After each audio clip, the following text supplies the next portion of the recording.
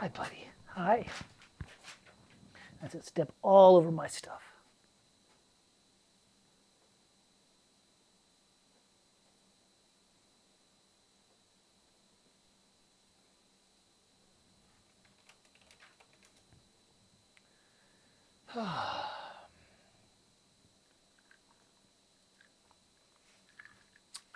Hey, Matt, how are you? Let me check and make sure the audio is good. Audio is on. Yep, yep. Good, I got that. Hey, Lucas, how you doing? Hello, hello. Yep, Farkle Friday is starting pretty soon. I've already got the dog here whimpering and making noises because she hasn't been let out yet today because it is 62 degrees here in Philadelphia on January 12th. I don't understand how that's working, but it is 62 degrees. And hold on, I'm going to quickly just check something. One sec here. Just quickly checking my properties. I'm a little high on the camera. Drop down one tick there. There we go. Is that a little better? I should have ticked down a little bit. Thank you. Yeah, I am a little tired, but not in a bad way. I didn't get a great sleep last night. Not in a bad way. It was just went to bed about 11 o'clock, which is a little later than I usually have been getting in. And I woke up at 1 because I had to go pee. And then about 4 o'clock, this little creature got really hot and was like just got up next to me. And so from like 4 to 4:30, I was kind of up and. I also did a kickboxing workout today. So, but yes, I'm feeling good. I'm feeling fit. I'm down to 184 pounds now. So that's that's pretty impressive. How's the audio, guys? Is the audio? I'm gonna play some chords on the piano.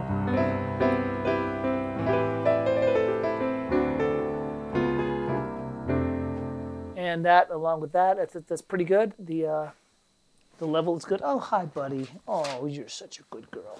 Yep, and you're all over. Good job, buddy, putting your paws all up on my sheet music. There you go. All right, we're going to start in a couple of minutes. I'm just, it's not thrown together. I've been wanting to do this Farkle Friday for a while, the Hidden Gems, but I'm trying desperately to finish a couple of things, one of which is the equal interval system, and I'm one lesson away. So I've got to, if I take an extra week, it's because everyone wanted a Farkle Friday.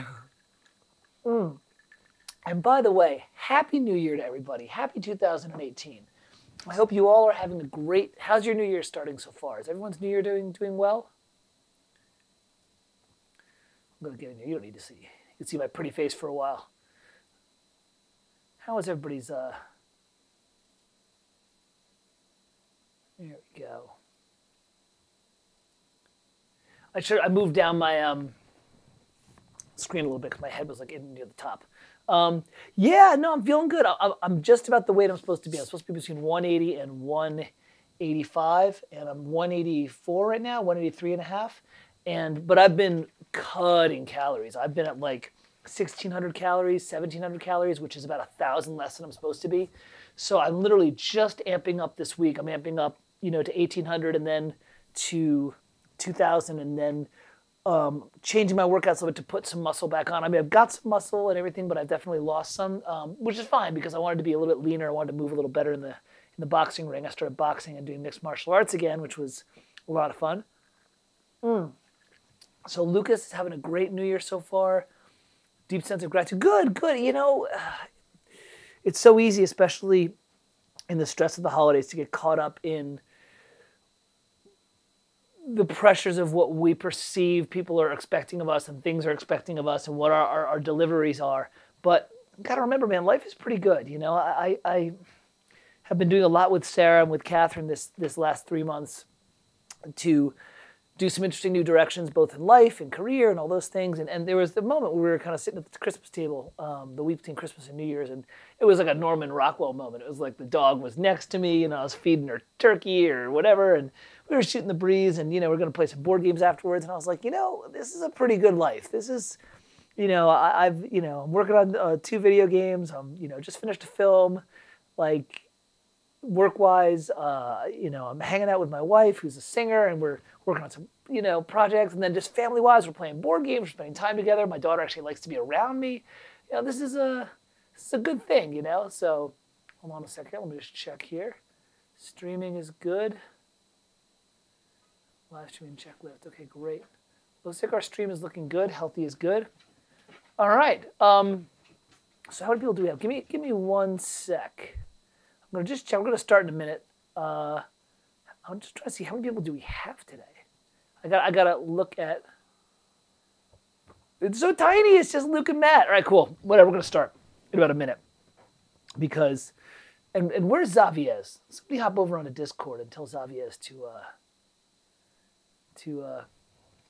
get on over there. Or else we'll just turn into an awesome, like, semi-private class. It'll be fun. Hey, congratulations on your short film. That's fantastic. Yeah, Matt is waiting for me to finish my last lesson. We're gonna start him up on EIS in about 3 weeks or so. He's been waiting for probably 9 months. He's been very, very kind. But I was trying to finish stuff up, and then I got hit with a film and a video game, and unfortunately, paid work, tends to kind of go. And the film was big. It was 48 minutes of music, and I got it in June. So to be fair, I could have been done in September, but then I got hit with 2 video games, and so I was kind of doing that. And long and short, I ended up basically tackling the film from September to November and doing about 48 minutes worth of music in about 8 weeks, which I was pretty happy with. I was pretty happy with the music on the whole, hey Patrick, what's going on? Life has been good. I've been creative with painting. Lucas, I think every artist goes through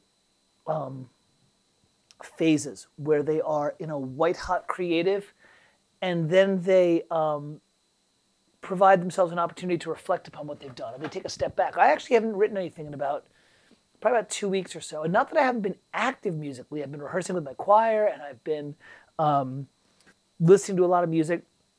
But Sarah and I have been kind of just figuring out where Mike Worth Music, my company, is going to go and what we want to do. And there's times where you just need to sit back and kind of refill the well. And as a matter of fact, one of the things that I'm thinking about doing is starting to make this YouTube channel where I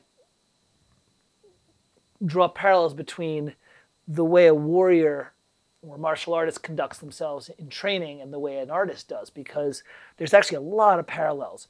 And especially if you read books like the Tao of Jeet Kune Do or the Book of Five Rings or things like that, you start to see that a martial artist really needs to treat their body and their mind like a creative artist, and vice versa, where there's a yin-yang balance. There's this opportunity to kind of push forward with your craft. There's an opportunity to sit back and allow yourself to rest and rejuvenate. And the more I've been teaching people, the more I've been seeing these parallels. So it's something I'm kind of picking. I'm trying to figure out how to actually do it so it's actually YouTube good. It can't just be me just talking. I've got to actually start to create videos and things like that. Oh yeah, and Matt's doing, you got to check out Matt's thing. Matt's doing a vlog that's kind of like Matthias Fleur. Matt, put your link up, please, on the chat window.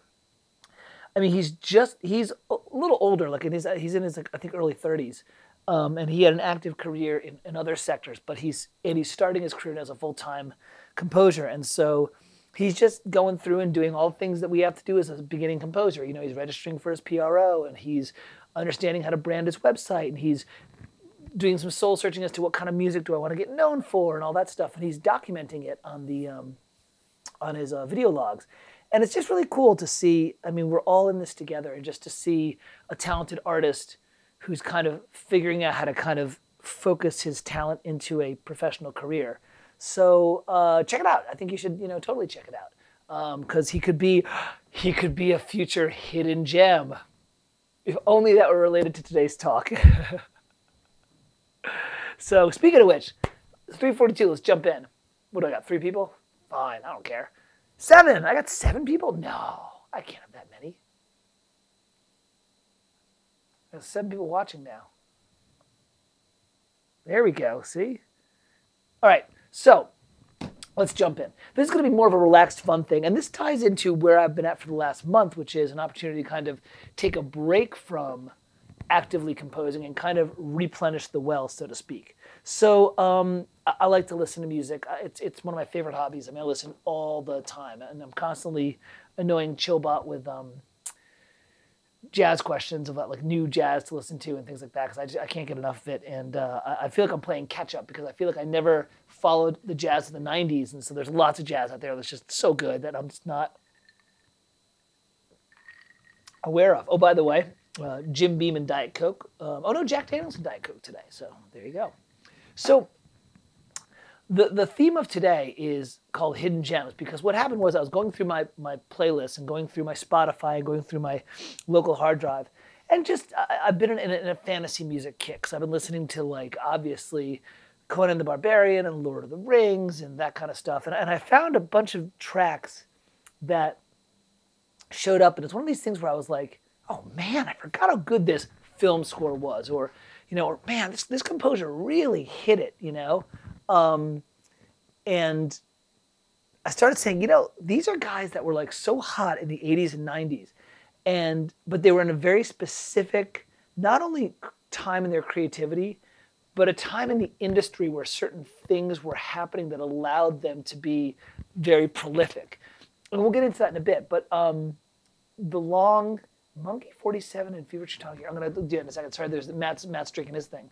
So when I started thinking about this, I said, there's a lot of great, I'm going to say second-tier composers that we just keep on forgetting about because years have gone by. Some of you may not have even been born when these scores were written, but they're really, really exceptional. So I thought we'd have fun listening to some of them, and I'd kind of like, give you some cool stuff to listen to over the week. So first of all, what's everyone drinking tonight? I've got my Jack Daniels and Diet Coke. Matt's on a Monkey 47 gin and Fever Tree Tonic. I've heard of that. The Monkey 47 gin, I've heard it's really, really good. I've heard it's got a very smooth finish on it. I don't know how lightweight I'm going to be because I've really cut back my alcohol drinking as part of the calorie, the ruthless calorie counting. So, I usually only have about 1 or 2 drinks a night at most, and I'm already, I'm already halfway through my first drink, and we have just barely started. So we'll see how this goes. So second tier. So actually, it's funny because Matt just pinged and said, are Ron Jones and John Debney second tier? It's funny because I actually brought out my thing into several categories. Let me scroll up here. I'm going to drag this over just a second. Tony Roadies. I've been listening to these 2 categories a lot. It's fantasy music and sci-fi music. Let me change to, see, I'm learning. Let me change to my general YouTube stream so you can see there. And, hey, Xavier! There you are. How are you, sir? How are you? Farkle Furdies. Oh, Ermagerd. So I was thinking about some great sci-fi music, and we may have to do 2 of these. I may do a Hidden Gems sci-fi one because there was a fantastic score I was listening to by a guy.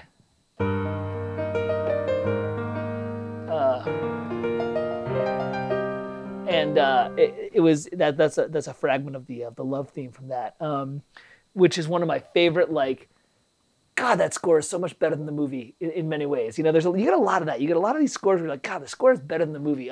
Jerry Goldsmith's Damnation Alley is one of them. So is Cherry 2000, which I think was Basil Polidorus. So speaking of which, so let's have some fun here. So look, let's start off with let's talk about hidden gems here. And this is a big disclaimer. This is stuff I like. I'm not going to make any sort of judgment call on whether or not they're better or worse than another composer, or whether they're, what piano is this? I think, let me check. I'm all over the place today. It's the first Farkle Furdy of the 2018. Let's be kind. This is Alicia's Keys. Ooh,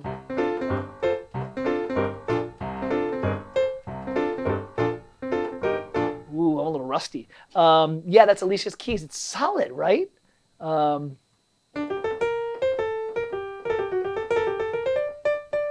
It's got a really nice tone to it. It does. It also, I've got a crappy controller, but it's actually got this.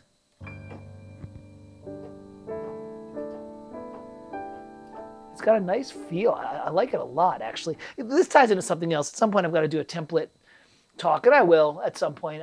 There's lots to talk about, but no, don't shame on you. It just goes to show you when you pull the piano away. Xavier has played a little trailer piece he was working on for me. Really good. And I was like, man, that piano sound is sweet. And I was like, what is that? It totally hits the trailer vibe, like at a pro level, like in terms of you could hear it in a theater and it would have totally competed. And Xavier's like, yeah, it's giant with like the cheapest Lexicon plugin you can get. I don't mean cheap in a bad way, but there's like the premium Lexicon PCM, and there's the one below it.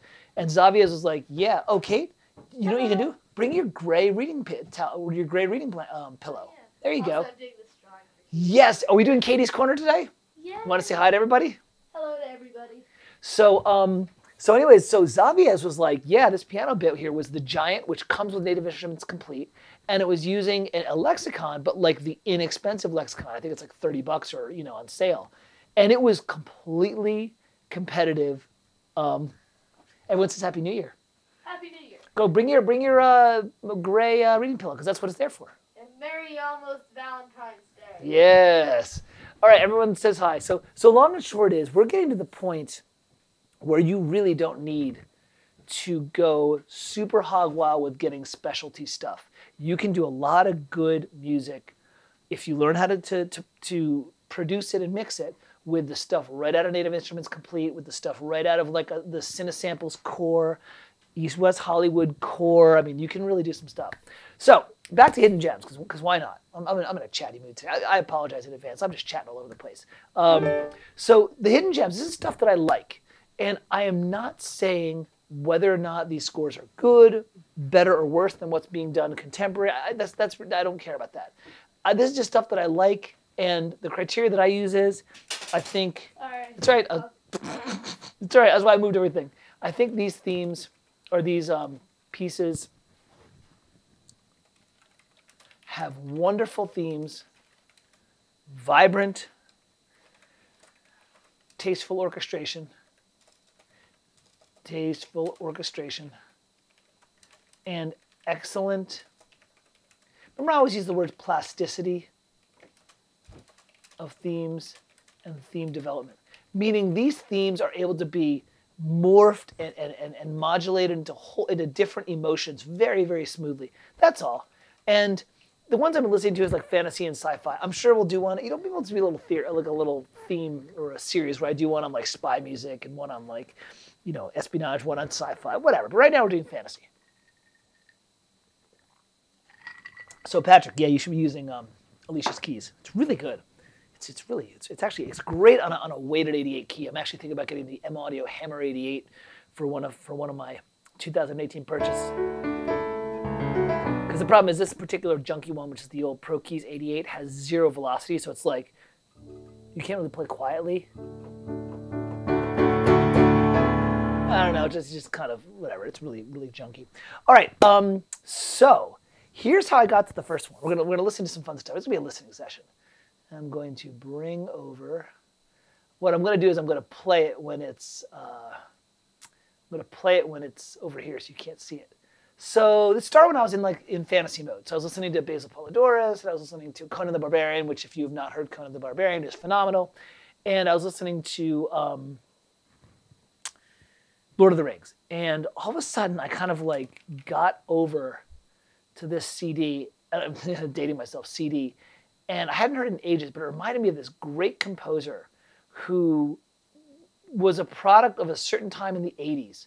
And, his star shone very brightly, and then kind of when things moved into synthesizers, he wasn't able to keep up.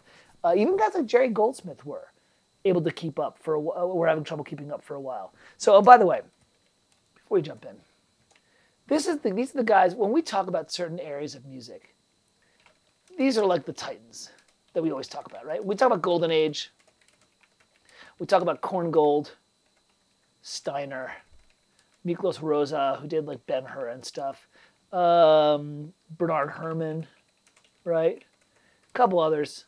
Those are four good ones to start you off with. Then we talk about like Silver Age. Some people call this the Bronze Age. I call it the Silver, and that's like Goldsmith, Williams, and then later on Horner, Silvestri, right? These are the big ones, right? There are a couple others. Alex North was doing a lot of stuff in there too. And then what I call the Bronze Age, these are just guys that I think of like when everyone talks about the great film composers. You got like Zimmer, James Newton Howard, Danny Elfman, right? Danny was kind of transitioning, that's kind of like that early 90s. There are a couple other ones, Trevor Rabin, he did like Armageddon and stuff. And then we're kind of in this age right now where we've got the newcomers who are great. You think of like Desplat and Giacchino And then, of course, Harry Gregson Williams. You know, guys coming out of Hans's stable. You know, John Powell. These are the guys who I'm thinking of who just have, you know, masterful control of a film score in their own ways. You know, they just kind of really understand how to actually deal with a narrative and stuff like that. So those are just some of the big ones. So these are newcomers. These are hidden gems that I'm pulling from the Silver Age. So they're right about that Williams and Horner era. So I'm just gonna jump right in. This particular fantasy piece, when I heard it, I was like, man, hot damn, this is just, I forgot how great this theme was. So I'm just gonna play it here. Check and make sure it's not too loud.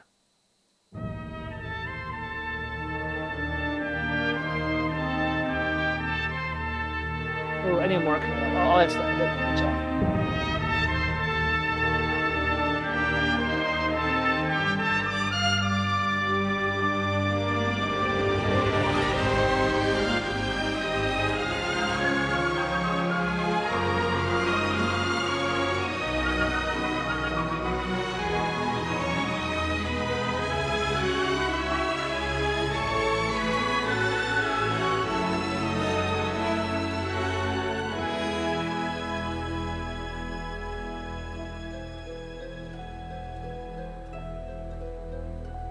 I'm gonna stop there for a sec. First, I want to answer Xavier's question about like where does Ennio Morricone? Oh, I forgot about Ennio Morricone. Yeah, he's like gold and silver age because he's. And there's some others, Lalo Schifrin's in there and stuff like that. But Ennio Morricone was doing legendary scores in the 60s and 70s. That puts him in like gold into silver. You know, he's like a contemporary of Goldsmith, a little younger than Jerry. Ennio is his own beast. He's just like, he transcends. I mean, he's still alive. He's like 96 or something, and he's still making scores. And I mean, he's one of those guys. He's like Elliot Goldenthal or who's the guy that did the Red Violin? The classical composer. Not Philip Glass, the other one. John Corleone. He's that guy where it's like, there's a couple guys, Elliot Goldenthal, John Corleone, Ennio Morricone, who are composers in like the concert artistic sense. Like that's where they cut their teeth. You know what I mean? They're classically trained, like deep-rooted classical. And they come in and do film scores and bring that aesthetic. And I think by and large it's a hit. Like when I listen to Elliot Goldenthal do a score like Titus or Final Fantasy: The Spirits Within, which is a phenomenal score. It's a weird movie, but it's a great score. Those guys just, they have this depth to their thematic development that you just don't really see with others. No disrespect to Jerry and Alan and all that stuff, but I mean, Alan was trained at Berkeley. That's like jazz pop, you know? So yeah, he's a year older than Goldsmith. God. So anyways, but Ennio's one of those guys where he's just constantly, I mean, everyone's like, oh yeah, the whole like spaghetti western with the, you know, wah, wah, wah. Well, Ennio invented that. Like he sat there and was, you know, trying to think of a way to not do the whole, right? Right. I mean, that was the music of the westerns back then, right? It was like that kind of like Aaron Copland, you know, rodeo. And he came through and was like, I'll do something where I've got this kind of like whistle and twangy electric guitar, and I've got someone actually going wah wah wah. And actually, funny enough, that's actually what it was. You know that whole like that sound of wah wah. That's actually Ennio Morricone in the studio going wah wah wah. He's actually cupping his hands around the mic and doing that. I know because I had to do a knockoff of that, and I researched how to do that for a library. I was like, wait, how did you get that sound? I was like, no way. He actually just cups his hand around the mic and does that wah wah sound with his own hands. He's a freaking Ennio Morricone. He's amazing. So, good. Kate's got her earphones on, so if I swear it's not a bad thing. Yeah, buddy, what's up?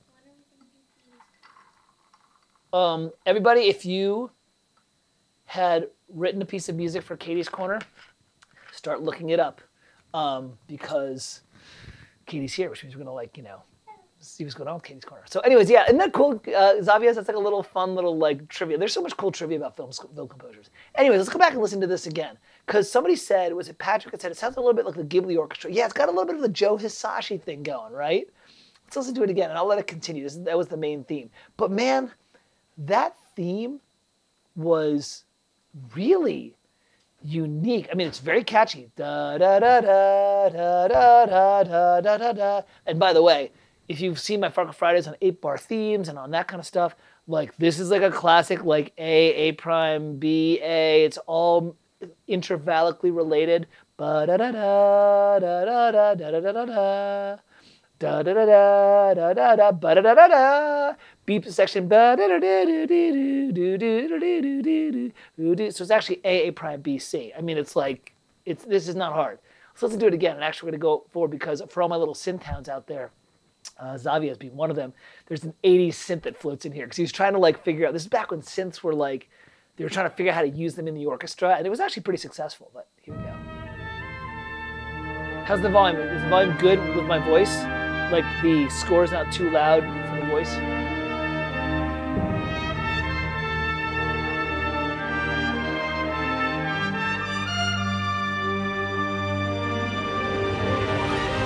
Yes. It's a surprise. I love the flutes there.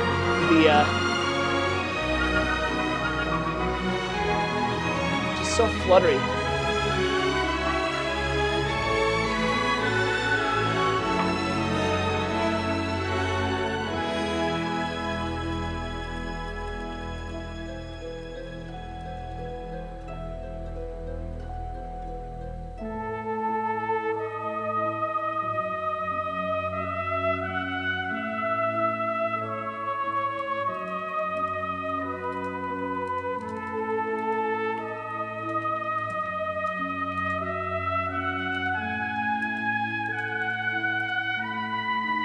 And wait, ready? Here's a second.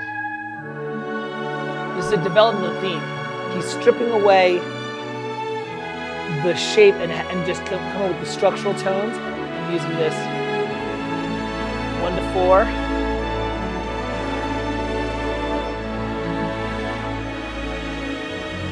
Oh yeah, baby. Oh, it's so good. Don't worry, I'm gonna bring it in. I'm not gonna torture you guys. Sorry, Sarah's. Patrick, I'm gonna put this on the list, and I'm not gonna like torture you guys.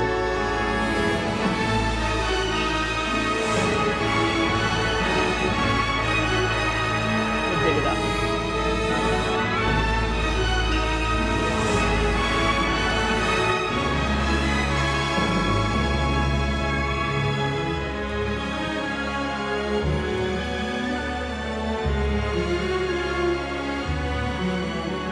Isn't it beautiful?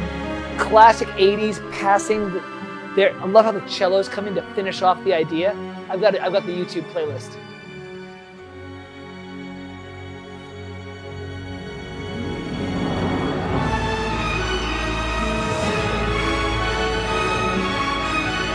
And look, it's dated. And I get it. It's got an 80s dating to it. But again, there's a hidden gem in that.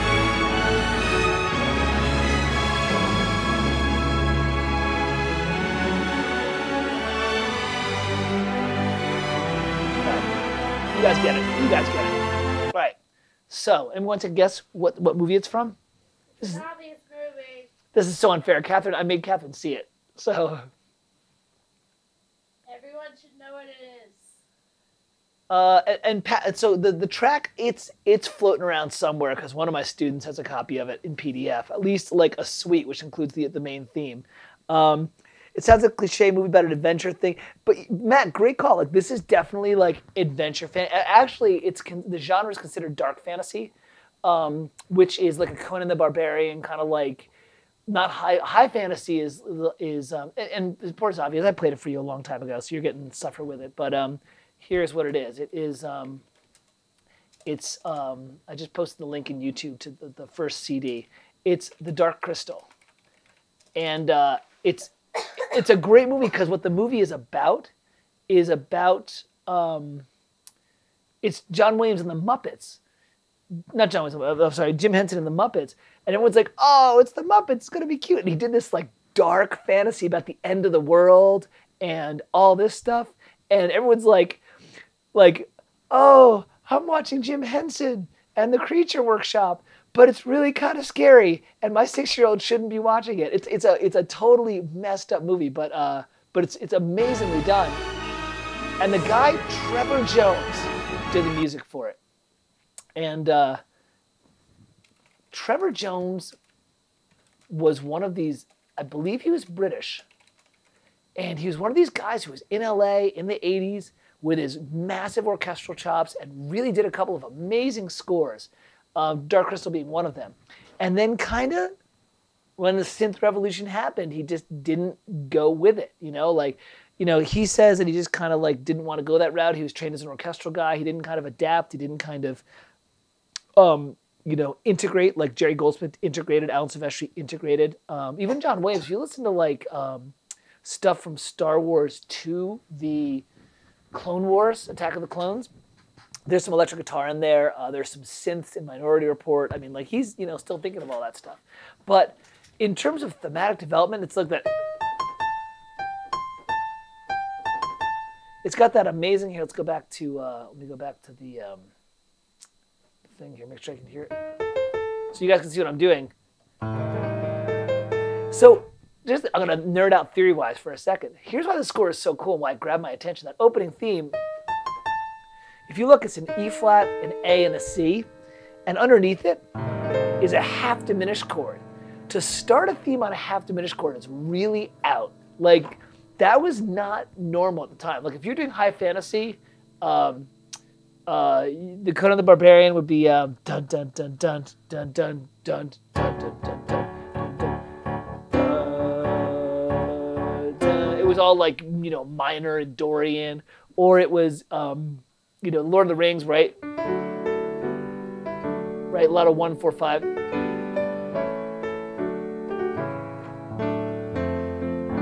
But to start something up this way, I mean, that's a really odd, and the minute I heard that, it was really, really cool. And then it develops into this beautiful, hey, buddy. Hello. How you doing? Are you doing Katie's corner soon? Soon, when I get to it. It's Farkle Friday. Don't worry, it will happen, but you gotta be patient, I love to watch her getting bored. She's like, we're gonna listen to a couple of tracks of Dark Crystal, and then we'll do Katie's Corner as a break. How long will that take? Probably like 15 minutes or so. Hey, watch out for that. Over there, buddy. Sorry, guys. I knew that was gonna happen. It's like, and you're gonna knock it over. Okay, so anyway, so the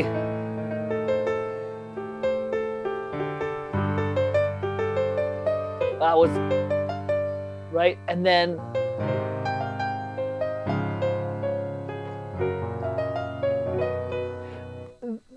that feeling, it was like this weird classical merging with adventure. It just was so cool, and I just fell in love with the score from the get-go. And he took those themes and he was able to, I mean, there's the whole point of the Dark Crystal. Sorry, everyone's like just watching me, like, and Katie just, you see, I can see it on the screen as like Katie, like, ends up almost knocking the microphone over.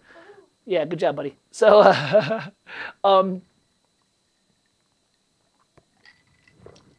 the whole point of this particular movie was these two least creatures, kind of hobbit-like creatures, trying to stop the end of the world. Sounds familiar?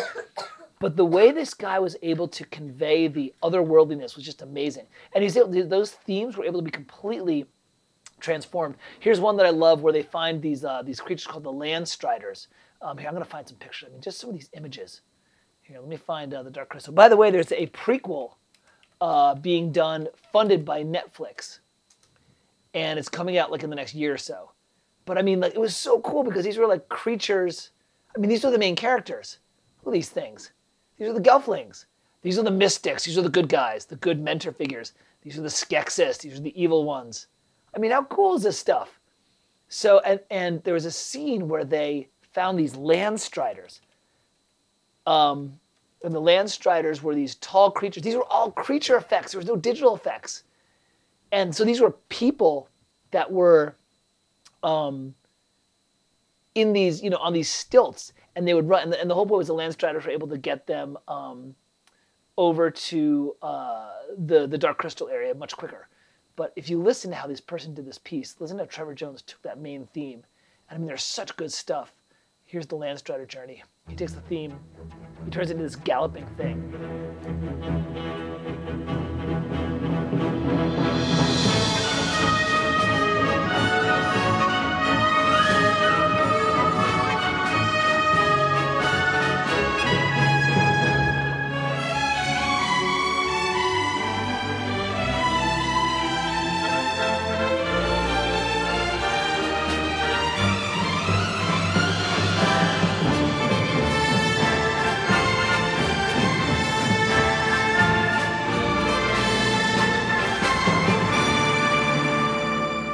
little 40-second cue, but that's some tight stuff, right? That's some super tight stuff. Another one of these. There's a lot of fun things. The love theme is actually hauntingly good. I think that's the one that I'm thinking of. Yeah, and this is that one. I love the synth sounds here. They were like this kind of very warm, early digital feel.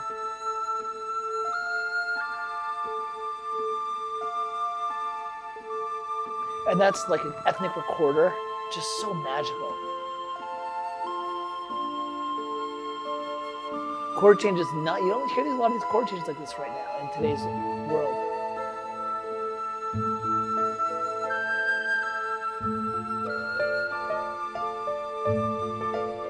So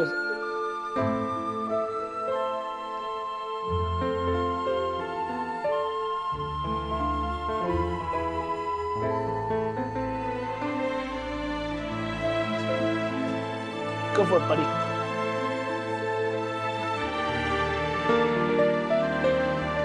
Just the chord changes, you know?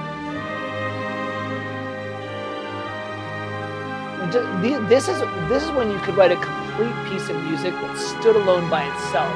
This is actually its own little, you know, fully a concert piece.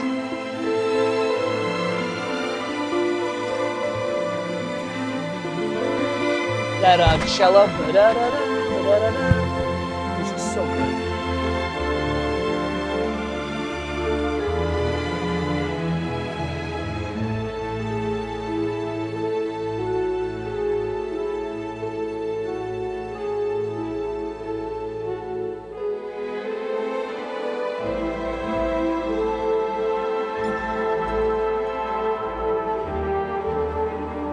And by the way, that's a French horn right there. I mean, that's just a great way. Just that little moment where the French horn comes in, occupies a moment of the theme. And then when the big tutti hits, tutti meaning all the instruments playing.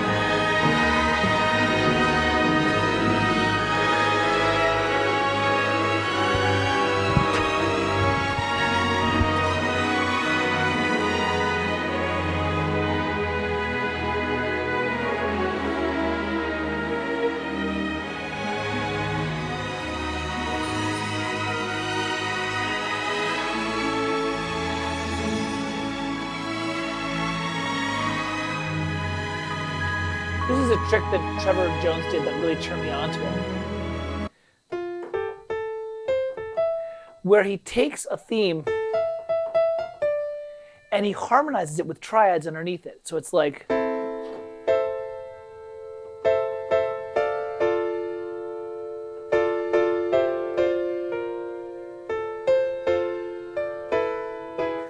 Now, it sounds silly because it's just like banging chords on the piano.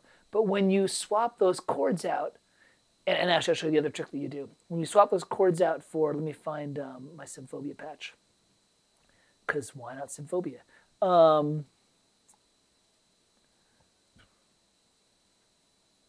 So when you load it with strings, you get this.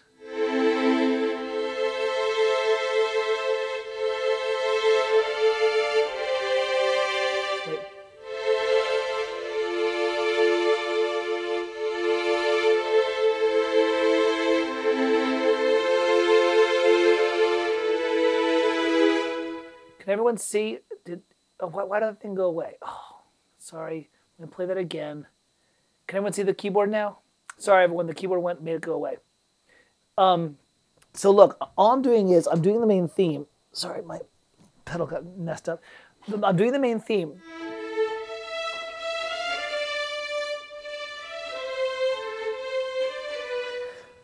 But at the same time that I'm doing the main theme, I'm harmonizing it with two notes beneath. So it's like these stacked triads. It's very keyboardy.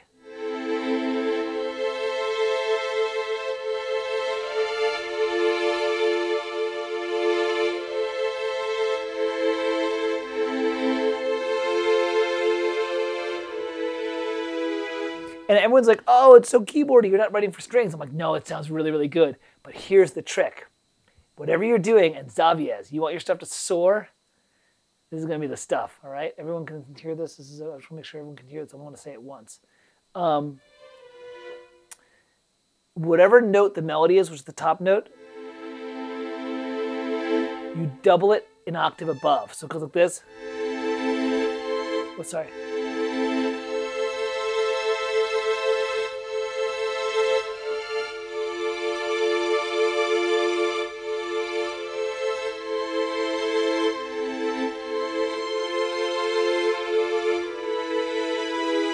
See what happens? So what's happening is the top note, which is the melody note, is being doubled in octaves with the strings and the flutes, and then you put the other two below it. Doesn't that sound cool?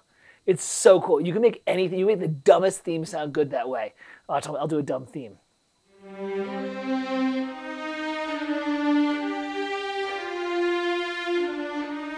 Right? Then you go.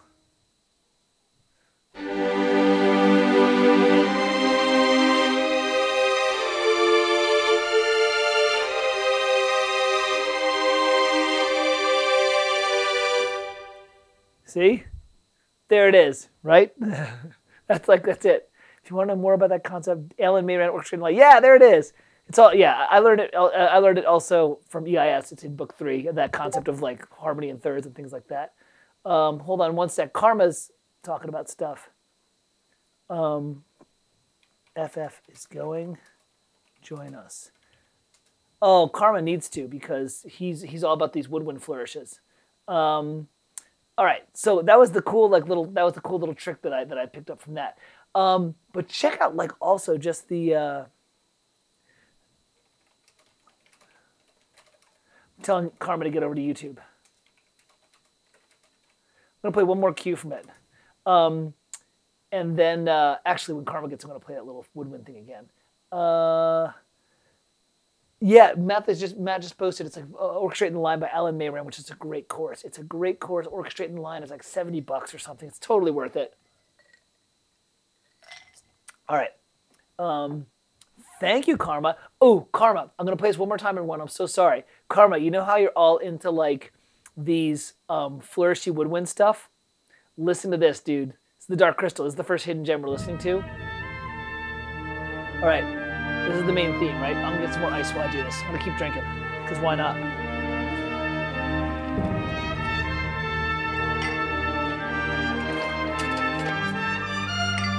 Ready? Listen to the woodwinds right here.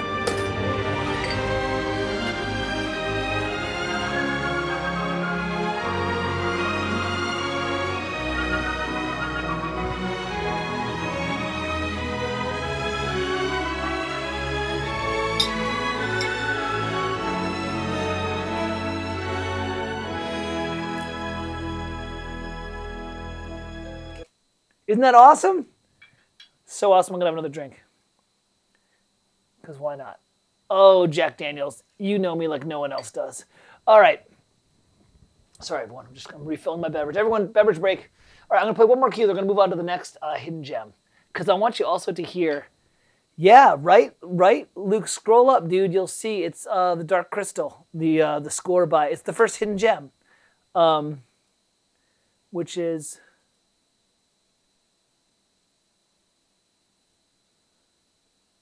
there we go.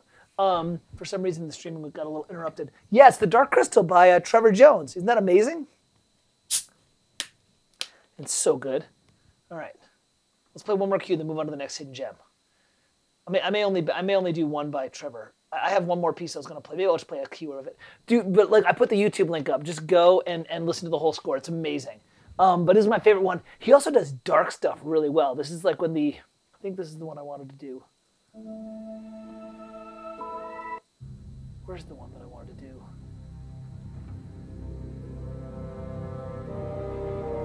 Yeah, this is the funeral for the bad guys. One of the bad guys dies.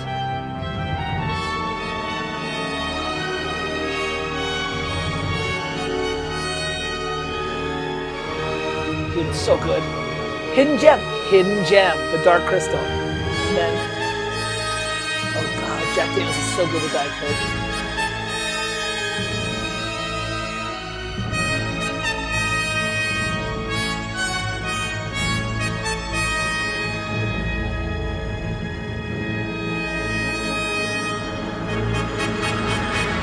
Oh yeah, Matt. He milks the leitmotif in this.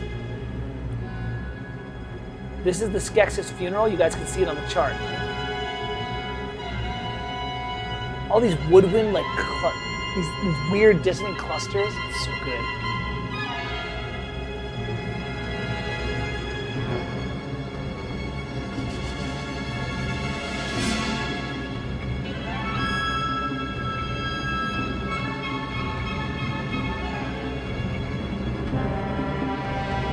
Yeah, I mean, he milks this theme to death. But the orchestration and the dramatic development, those cool, nobody does this in woodwinds anymore. Like John Powell does, and Harry Gregson Williams, and Giacchino will. Even Desplat didn't do it that much. It does me more like a Steve Reich and stuff. Did Trevor Jones do Last of the Mohicans, or did Randy Edelman do it? I thought Randy Edelman, maybe they did it together. Last of the Mohicans is an amazing score. We're gonna do one more of these. So, all right, we'll do one more of Trevor Jones. I have Last of the Mohicans actually. Let me look up Last of the Mohicans.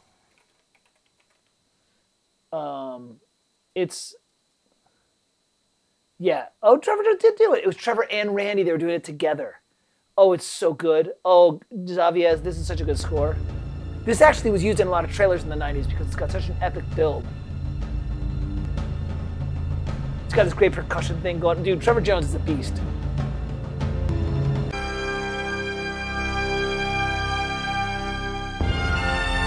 Yeah. Yeah, he's so good. Very simple theme, but a very effective theme. Simple doesn't mean bad.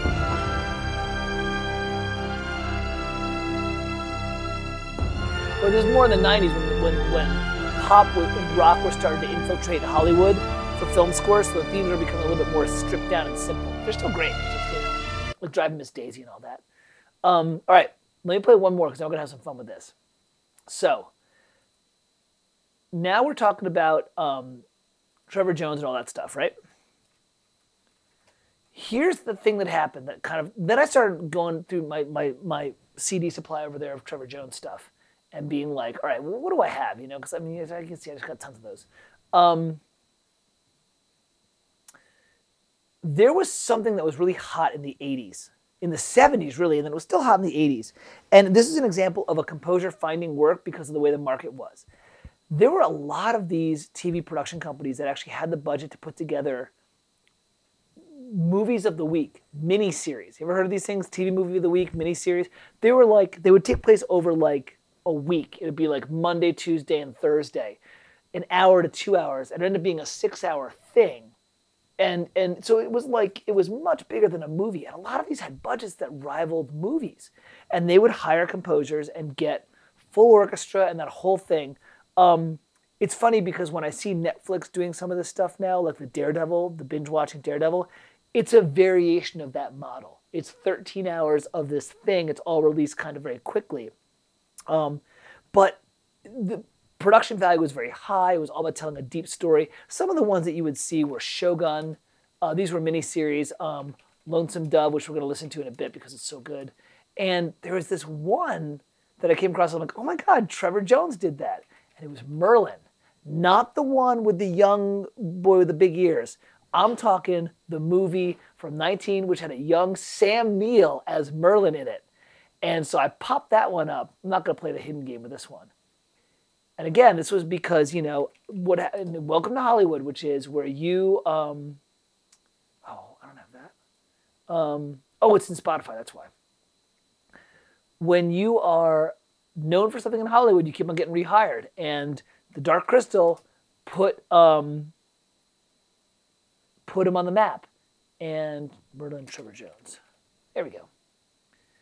And it put him on the map. And so all of a sudden, and by the way, let's talk about this. You want to talk about guys who can control, look at how long these cues are. We're not listening to the whole thing. This dude could hold together 8 minutes of music. If I can hold together 2.5, I consider myself impressed. This dude was like, I can write an 8-minute cue that follows the arc of the movie, that moves and touches. Man, people can't do that anymore. That's hard to do because we're all in library mode now. It's all like, oh, 90 seconds. Nothing wrong with that, man. That's where I'm doing all my work right now, except for the video game that I'm working on. It's library mode. And actually, even the film that I did, the longest cue that I did was a 4.5-minute cue on the film that I worked on. That was hard because it wasn't only 4.5 minutes, it was 2 action scenes in it. It was an action scene, then some decisions by the character, then another action scene. And action music is freaking hard to write. You have to plan it out. You can't just lay down a groove. I mean, you can lay down a freaking storm drum groove and just go, but I don't think you want to do that. All right, but check it out. This is the score for Merlin, and you can just hear like how just tight his stuff is. This was done in 1998, so this was a little bit later than Dark Crystal, which was 83. But these lush Irish harmonies is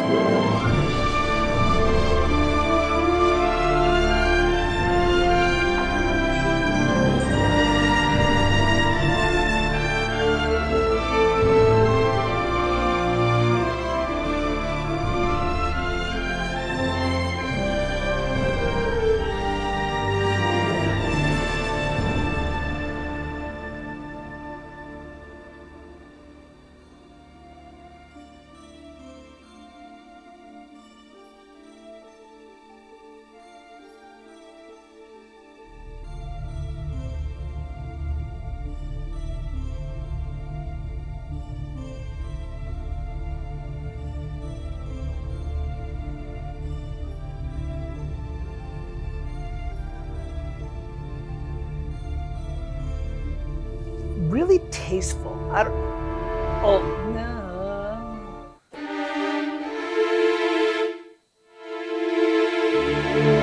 That's a great trick that you can do for a quick little bit of dissonance. And I picked it up not from this, but I heard it used again here.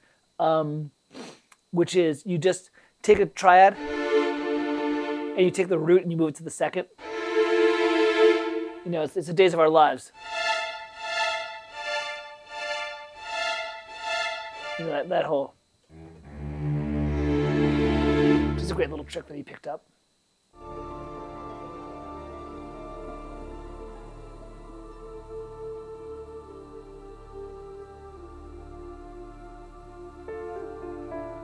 We're in D minor, Hans's favorite key. I would love to see Hans do a dark fantasy. Has he done a dark fantasy? Well, the chat window is very quiet. Is everyone okay? Is everyone here? Yeah, Zavi, I agree. The right kind of dissonance is amazing. And it's all about taste. It's all about taste. I've got 8 people watching. Only 2 are listed in the live chat. Well, just sign in real fast. I accidentally did something where I popped in and out of my YouTube channel for a sec when I accidentally went to the Dark Crystal OST. So you get it. This is like a lot of this stuff. But where's the one that I really like?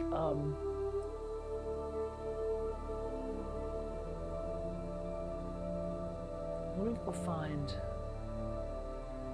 Wow, look what Trevor Jones did. Dude. Cliffhanger, Dinotopia, it's another mini series, Labyrinth. Here, let me find Griffin. That's a good one. No, I would have considered dark fantasy, the Batman dark fantasy. I consider that gritty superhero personally. It's great. It's amazing. It's actually, I actually really like the score. It's. Catherine's upstairs, sweetie.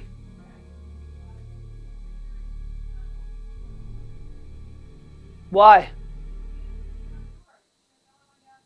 Dude, who's at the door? What? Okay. Okay, go downstairs and talk to Mom. Not in a bad way, just Mom was just to remind you for your safety. That's all. Just for safety. Catherine opened a door for strangers. You're not supposed to do that. Let me get to the part with the Griffins. Here it is. Yeah, and going back to Batman, it's more of a dark superhero, I would think. I would consider Batman like that. When I think of dark fantasy, I think of Conan the Barbarian. I think of, actually, I would put Lord of the Rings. It's not high fantasy. High fantasy is like Dragonlance, the fantasy book, you know, where it's like D&D basically. Even Lord of the Rings is kind of dark fantasy. But that's what I mean. I'm talking about Hans doing like if Hans did World of Warcraft, that would have been really interesting. I would have looked to see what he'd done there. I think he would have done some really cool. I think he could have done some really cool stuff with that. All right, here we go. This is what I'm talking about here.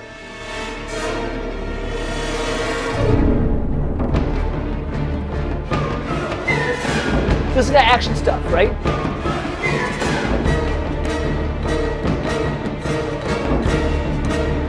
Yeah, Dragonheart. It's more like high fantasy. It's so good. This is action music. And the percussion, it's grooving, but it's not overwhelming. It's part of the orchestra. It's not slammed in front. And those little... Those are taikos the way taikos normally sound. Where they've got this kind of fudge. That's the way taikos sound normally. And the way they should sound in a mix. Nothing wrong against producing the hell out of them. But that's the way they sound normally in a mix.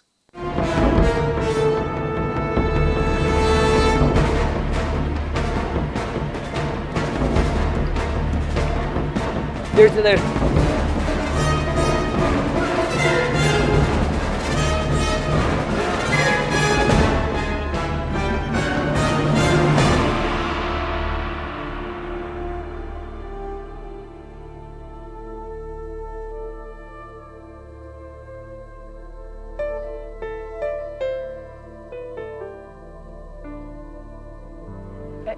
and you hear the little synth washes, kind of the omnisphere kind of thing, just synth washes coming through.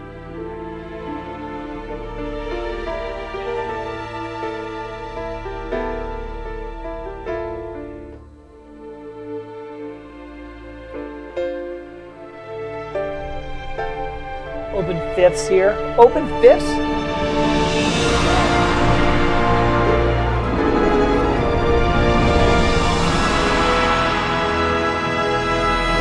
How great is this score? And that moment where it's in D minor and it moves to... And there's that big tritone for no reason. It's because something magical is happening on screen. It's like a 3-minute cue.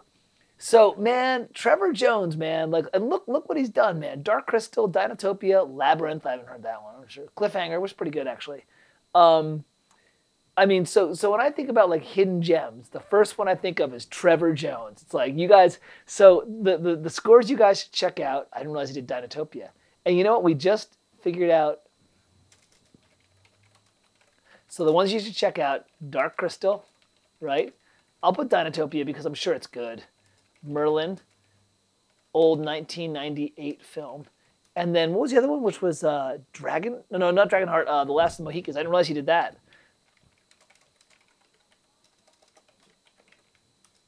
So those are 4 scores. You should go. That'll take you, a weekend or so of that. It was so good. He's just so tight, and he just got kind of left behind. Like he found his way into doing some TV movies. Which, by the way, if you're looking to build a career, these TV movies, I mean, the Netflix and the Amazon stuff, I mean, that's the hot thing right now. Well, there's so much competition now. I mean, Daredevil, Sean Callery's doing the music for Daredevil. The dude has Emmy Awards for 24. Like, that dude is writing his own ticket, and he's putting his money down on Netflix. Think about it, right?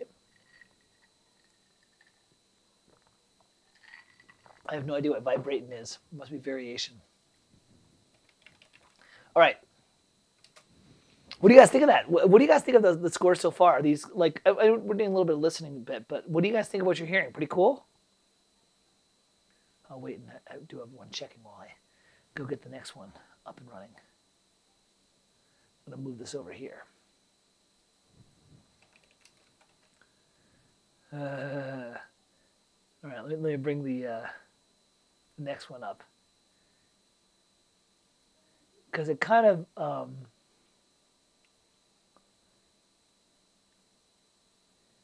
it kind of follows suit to the whole idea of this whole TV movie thing. Yeah, they're fun. They're just, so going back to this whole TV movie thing, everybody in Hollywood, the hot thing is to do film. I want to do movies. Which I frankly don't understand why, because if you can handle the pressure of the pressure cooker that is TV, you can make so much money at TV, and you actually can do a lot of very interesting things. There's budget for live orchestras on occasion. You can, with a little bit of judicious juggling. Like the guy who does House of Cards, he still is able to budget for like a string ensemble. So that's kind of cool. And I look at someone contemporary like Barry McCreary, whom I love, and I've met him a couple times and personally chat. I know his name dropping. Well, you meet people here and there, and he's always just been a very nice, very energetic person. And I think he's got amazing compositional chops. I think he's very, very innovative with his composing. And some of his best scores, I mean, I follow his scores and I follow his music, but I actually prefer his TV scores to his film scores. His film scores are good. Like he did Cloverfield and he did The Forest, which is actually really good. But man, his TV scores, like The Cape and the Sarah Connor Chronicles, the Terminator Chronicles, which is amazing, Battlestar Galactica, and the Agents of S.H.I.E.L.D. is also very good. So, TV, oh, hi, Ripley. So TV is definitely a place where I think a lot of great people, can do stuff. And again, going back to this whole made-for-TV movie, the reason why I'm saying this, now that Kevin Spacey is off the project, they can afford more. Exactly. There's this one guy in the 80s and 90s who was known as like the king of TV music. Like he was one of those guys where like nobody knew about him unless you were in Hollywood.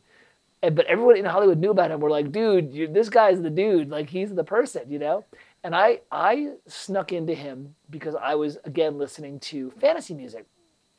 So I'm going to play a couple of cues, and then this is going to be a bit of the guest that just listened to the cues. And then we're actually going to finish off by going to his Spotify account and seeing the other stuff that he's done, because it's kind of cool to see this guy's got mad chops. But let me see if I can find it. Let me do the first, yeah. So this is a cue from this TV movie.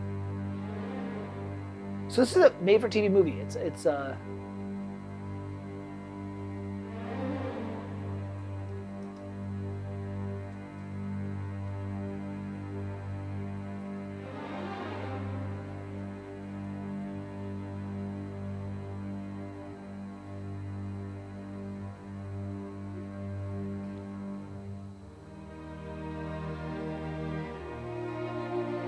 great string writing.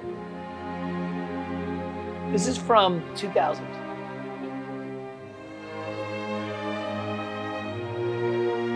This is a made-for-TV movie.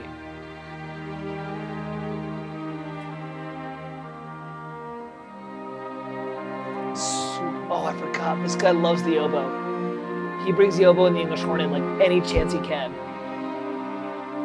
Who wouldn't like the oboe? The obligatory choir. Lorena McKinnon, the Celtic artist, did one of the songs here. So there's a Celtic vibe to the whole score.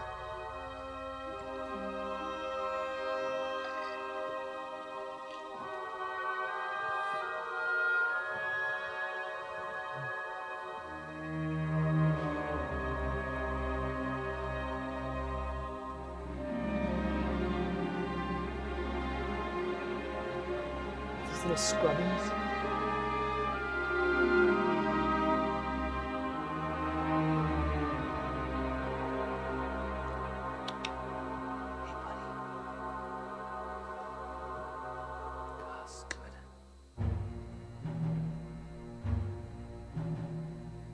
This cue is like,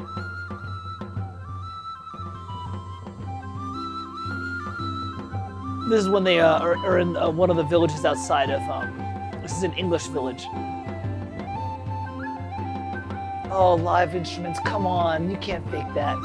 No matter how good the sampling gets, that Irish flute or, recorder is just,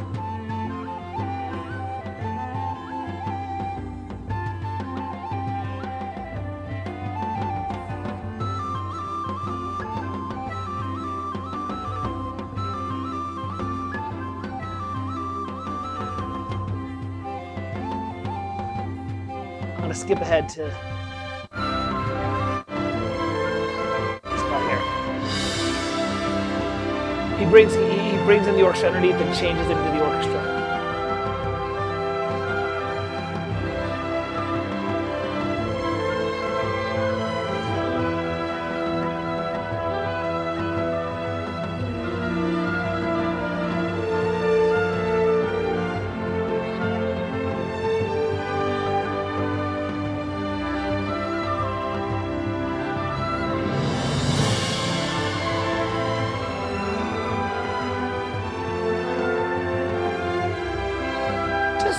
super just virtuosic, right? Just like everything makes sense, you know? Horn chords. Puts the bassoon there for no reason. I forgot about this. There's some good little subtleties in this. All right, so that's kind of cool. So, pretty sure, but again, for a TV movie, right? It was really, really good. Let me play one more cue for this before I there's 2 cues that I know I want to do. I think this is one of them. Yeah, it's pretty good.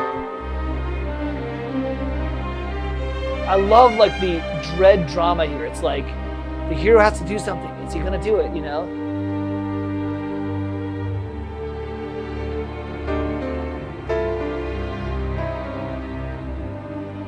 There's that thing's obvious, that dissonance that.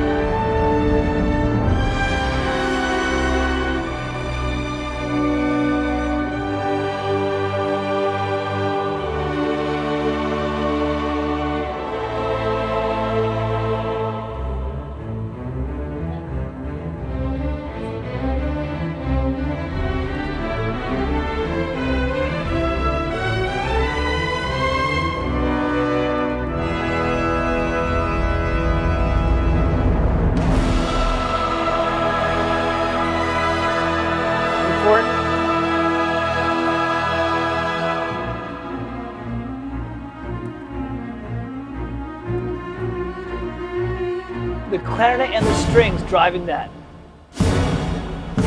Dude.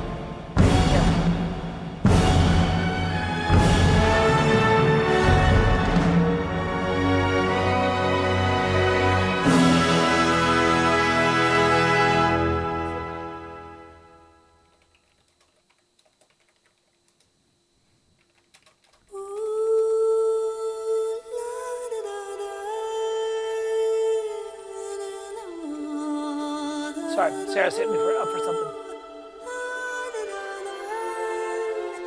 All right, give me a sec.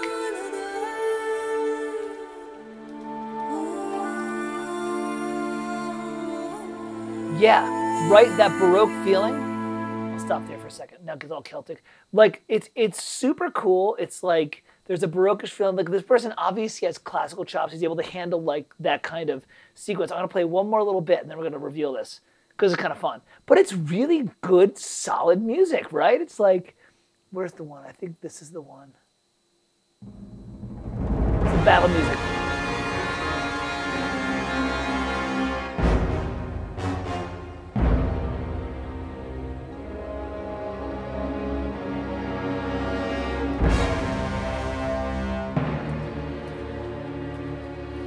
Kate.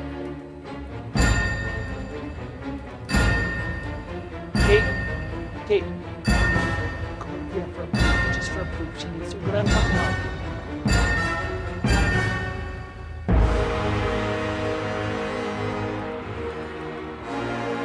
You talk to Mom for a second.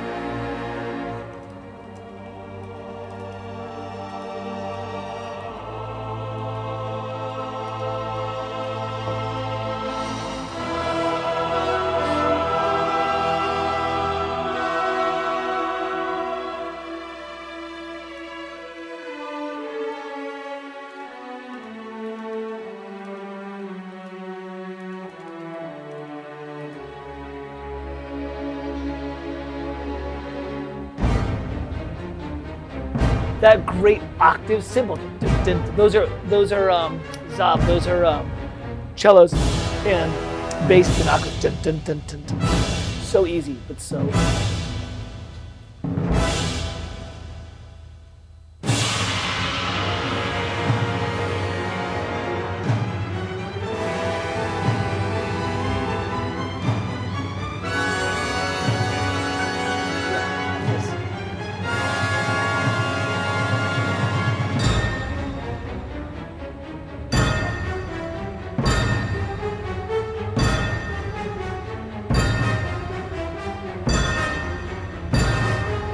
I love the little additive rhythms there.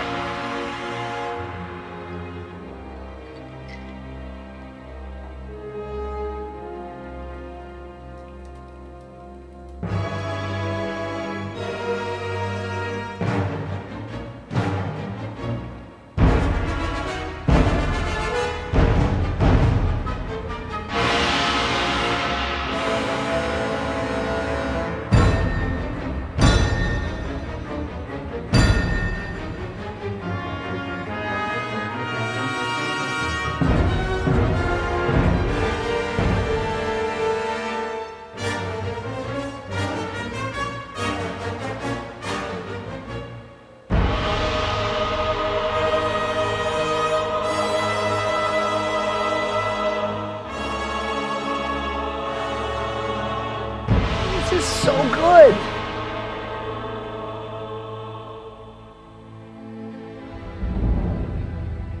I'm going to pause there for a second. By the way, you notice, if you ever seen Mike Verda's classes where he talks about taking an idea and reusing it, saying it several times, and that's creating cohesion. Bun dun dun dun dun bun dun dun dun at an octave. Dun dun dun dun dun. But you know, like that. Da, da, da, da. That's right. That's right, man. This is the music. This is the music that you take a giant sledgehammer and hit something with it. Shimmering, sweaty ab chest thing. That's what you do. Thank you, J-Dog, for that great image. You can now imagine me all pale and Irish with the but it's a great score, and it's got all the tropes that we know in music, but it's got a style that's a little different. And this is one of the reasons I love going to these hidden gems, the good ones, is because it's just more data in your ears.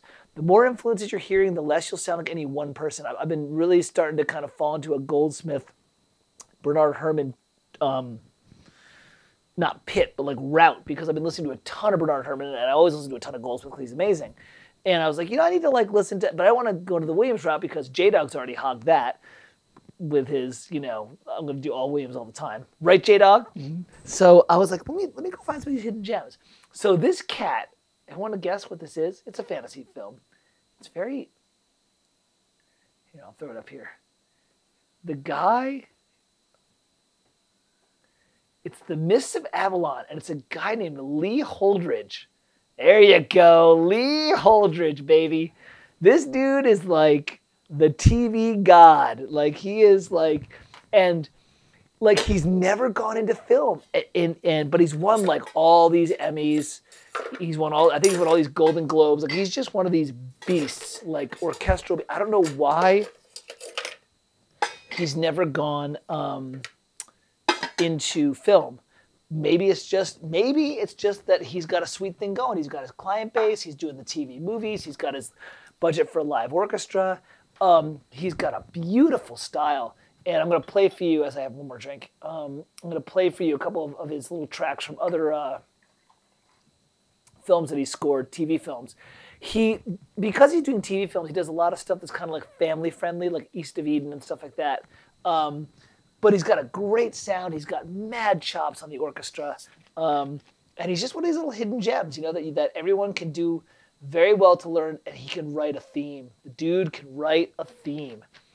Here, let me throw some of these out, and we can listen to what he's got going on here. What are some of the artists that he's done? Yeah, he did Heidi, right? It's like, listen to this.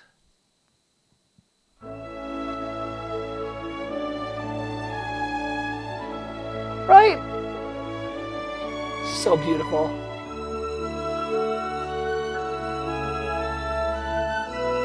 Luke, Karma, this is like right up your alley. Repeat it.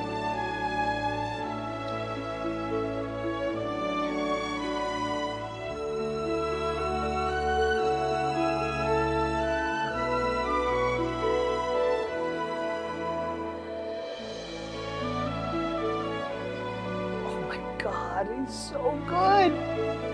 I know, yeah, Matt. My resident Swiss composer is like, I cry foul. Go away, Frank.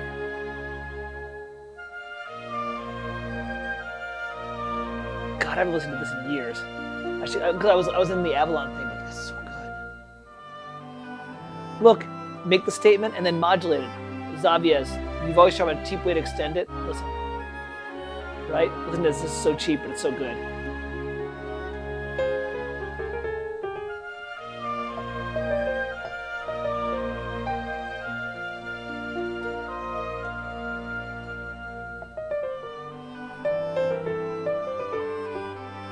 Just say it once in B flat and then say it once in G. Move it down a third.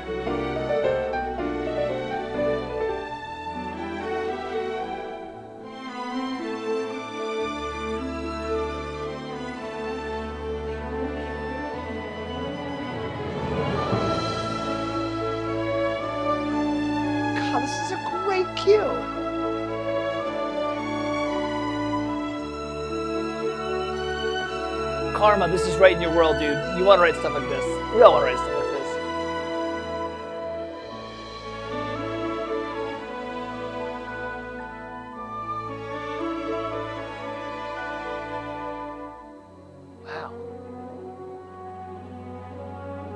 Yeah, for what it is. It's a great cue. Like, this is obviously family entertainment, which is its own genre. If you're going to do family entertainment, this is how you do it. And I'm going to turn this down a little bit. Let me let you in a little hint. Orchestras really like playing this stuff. Like, they like this stuff. They like the sweet melody that allows them to dig in and get emotional. You know, it's a bit saccharine in terms of, like, you can't do it for 8 hours. But I'll tell you right now, if you ever book in an orchestra and you read a 2-minute cue like this and it's kind of interspersed and you're like, all right, we're going to do this theme. It's a family-friendly theme. And that ba-da-da-da-da-da-da-da, whatever those things are, right? The strings are going to just be like, and the flutes will be like, oh my God, I'm your friend forever. Like, it's totally there. So, yeah, this is totally in Karma's world, right, Karma? Way in, buddy. And, I mean, the whole thing is great. Like, here's like, what's the one I like? Peter and Heidi, I think.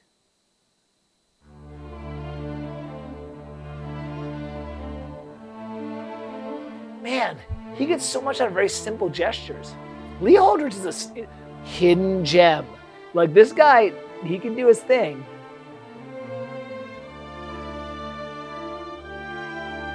What's the other one that I liked that he did? He set some video game scores, too. Because people, like, in the know that he's got his stuff together. Where's Winterhawk was good. Old Gringo is good. I think it was the Tuskegee Airmen. Yeah, that was the other one that I know. There's some other ones. Oh, the Call of the Wild. Yeah, there's a couple. You can see there's a lot of stuff that's kind of like Disney friendly and stuff like that. But if you listen to the Tuskegee Airmen, listen to this, the main title, the London Studio Orchestra.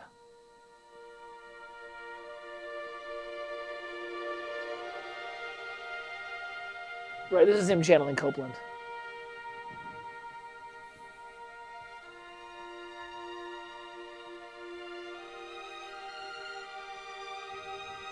It's like, God, I'm killed to be able to write like this.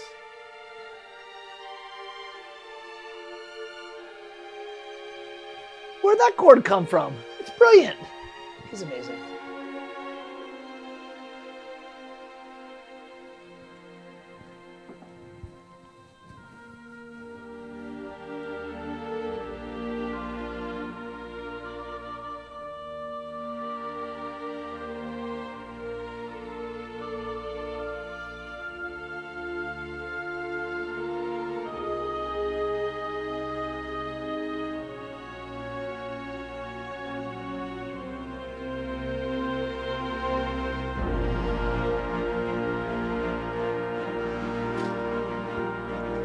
Have this cue in the kid's corner.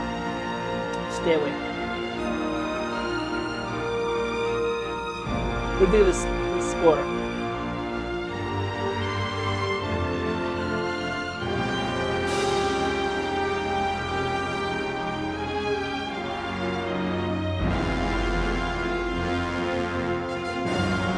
By the way, there's a minor 9 dissonance there, so what's that?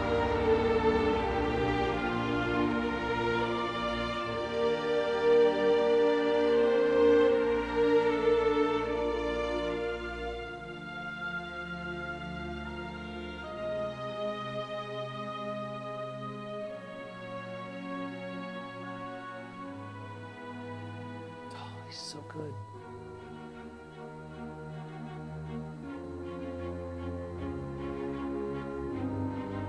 I'm going to work on this year. I'm going to work on these kind of albums.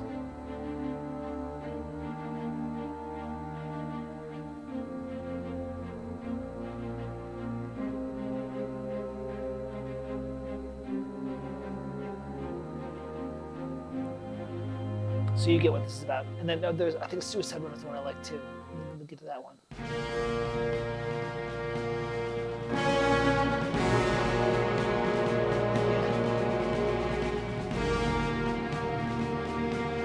How can you not know your comfy clothes?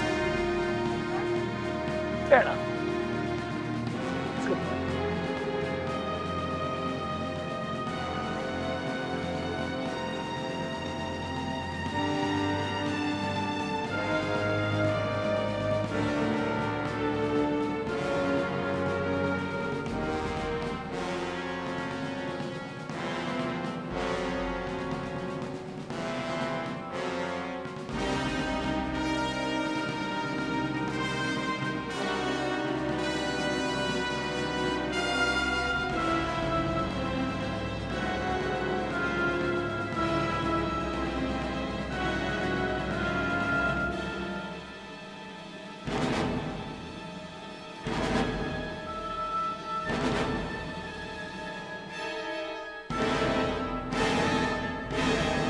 That build. Yeah, I mean, this is just, this is Lee Holdridge. I mean, like, he's got a certain style, he's got a certain thing, but the man does it so well, and he can handle action, he can handle drama, he can handle, he can handle ethnic, like Old Gringo, which I don't ever heard actually. We'll listen to that. If you listen to some of his stuff, then you start to see that everybody has a certain style. He has these long, languid melodies, and that's fine. Like, that's his thing. But he does Lush really well. He does Lush so well. So, anyways, this is kind of one of my little other hidden gems. Is this guy Lee Holdridge, who just does great TV movies. And so, anyways, let me stop for a second and see what people are doing on the stream. Damn, I wasn't here. What do you mean you weren't here? I want to tell you, the thing was streaming. Did it blip out? Did the stream blip? I don't know, man. Well, you know what? You get what you pay for.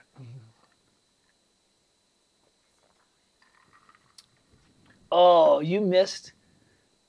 Wait, what was the one? Was it Heidi? All right, hold on. We're gonna play it again for Karma, because Karma had to go do something. Here we go. Listen to this, Karma, and be wowed. Ready? Are you ready? All right, here we go. We'll play this one cue, and then we're gonna do Katie's Corner. You guys better own up and get some music ready for Katie's Corner. Check it out, Karma. This is the Ron. J-Dog is like, Lee Holdridge. He's the Ron Jeremy of TV music. Okay. All right, Karma. Here we go. Ready? Family friendly.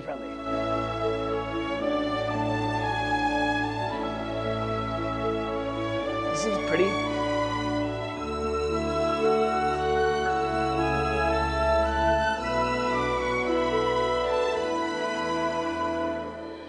Yeah, Ken P is a gem. I gotta do him on the next one. Well, I should do one that's like composers from Asia, because I'll do him and Joe Hisashi. Because Joe Hisashi's a beast.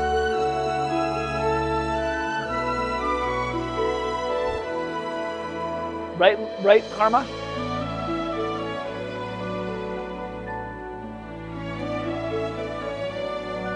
So simple, but so good. His modulations are so tight, they're so tasteful.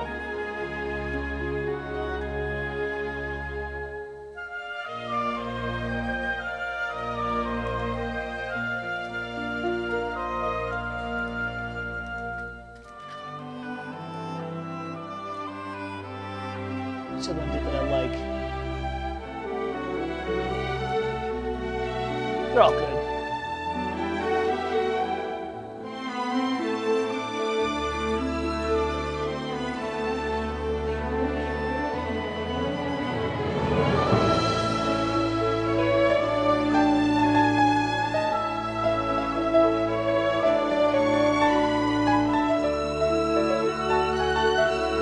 A major, what a great key. Such a warm, happy key. I actually like A flat, but that's cool.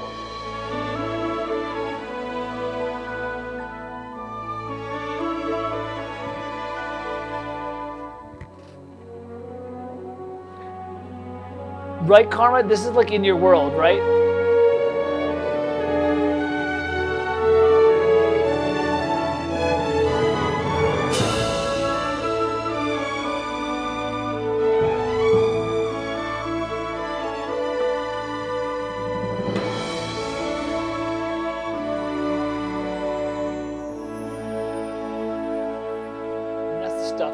That's the stuff that Lee Holdridge was born to write, man. I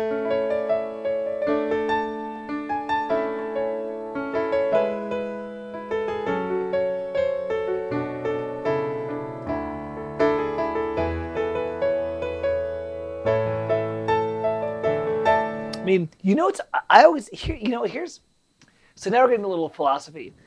I know when I found a hidden gem when I listen to a piece written by him or her, and it makes me go to the piano and start trying to do a variation of what they've done. So when I was doing The Mists of Avalon, I was like playing something from the Griffins, and I was like, oh, I got to try what he's doing. And I started like banging out some taiko patterns. And I was like, okay, so when a composer to me is inspirational rather than analytical, Like, I respect Harry and like Harry Gregson Williams a lot as a composer, but I analyze his stuff. Harry Gregson Williams doesn't inspire me. Jerry Goldsmith inspires me, meaning I'll listen to one of his cues and I'm like, oh, what's he doing there? I'm gonna try and do a variation. You know, like I'll do that like weird thing that he does where he's like adding 7/8 and 5/8 rhythms. And it's all personal choice. Like at this point in time, we're all into personal choice. It's like I had a big discussion with Jellycrackers over in Discord where we were talking about a particular score by a particular film, which I'm going to stay vague because it's like not like if you can't say something nice, don't say anything at all. And he was like, "What do you think of the score?" And I said, "There's two ways to talk about a score. There's two ways to talk about art in general. One is, do I like it or don't I like it? And once the conversation gets to that point, there's really no argument. It's like, well, what do you think of these socks? Well, I like them. No, you don't. Why don't you? Because they're ugly socks. I don't care. I like them. No, you don't. You know, like the conversation's over. The minute somebody says I like something or I don't like something, you can ask them why. Like I'll tell you why I like Ravel and why I don't like, Schoenberg. Or although I like some of his stuff, but I can tell you why. I like Ravel's use of harmonies. I like his ability to pace the drama. I love his just love everything about him. So, when you say what you like or don't like, there's really no way to have a conversation. It's like, well, what do you like? What do you not like about Harry Gregson Williams that makes it? Well, I do like him, but it's like, what makes him not inspirational? I'm like, I don't know. It's just there's a way that Jerry Goldsmith deals with rhythmic shifting, and there's a way that he has these kind of cool shifts of color up and down the orchestra that I really like and just inspires me. And there's a way that Lee Holdridge just makes this sumptuous, lush score that wraps me in velvet that I just want to try out. So, it's important when I find these hidden gems to understand why you find them. And I've thought a lot about them. I'm like, oh, I like the score. What does that mean? Well, for me, it means that when I hear it, I want to try my hand at evoking. Joe Hisashi's another one. The very first time I heard that, these kind of things that he's doing, these kind of,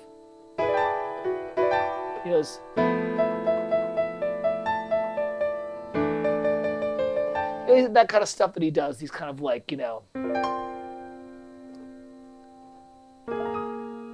that's too rich.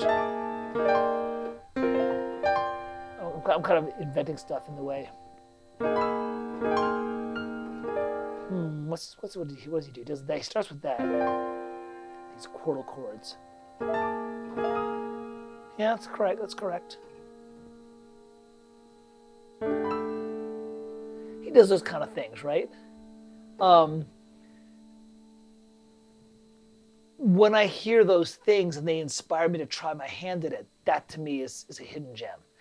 And John Williams is obviously in that world, but so are guys like Lee Holdridge, and so are guys like about to say the guy from Sci-Fi, but not the guy from Sci-Fi, Trevor Jones.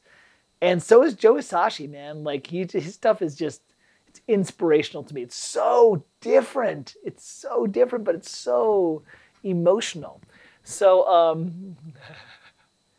I'm already getting the face palm from Jada. What do you want out of me? I'm like 2 drinks in. I have zero tolerance anymore because I've lost so much weight, and I'm playing quartal harmonies and trying to voice lead on the fly.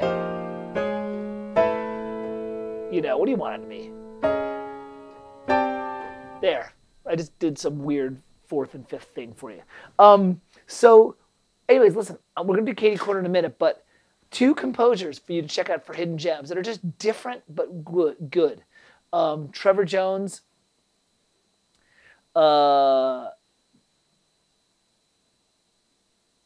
Lonesome Merlin and the Dark Crystal, and Last of the Mohicans, and Lee Holdridge, Mists of Avalon, Tuskegee Airmen.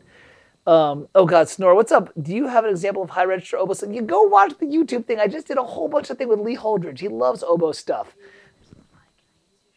Yeah, go for it, man. All right, Kate's gonna go kill the fly. And everybody, go get your music. Katie Corner. You should have been doing Katie Corner for the last 3 weeks.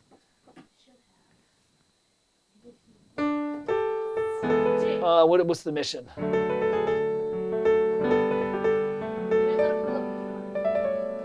on a second. Yep. Oh, it's not gonna kill you. Now, have we ever mentioned comedy?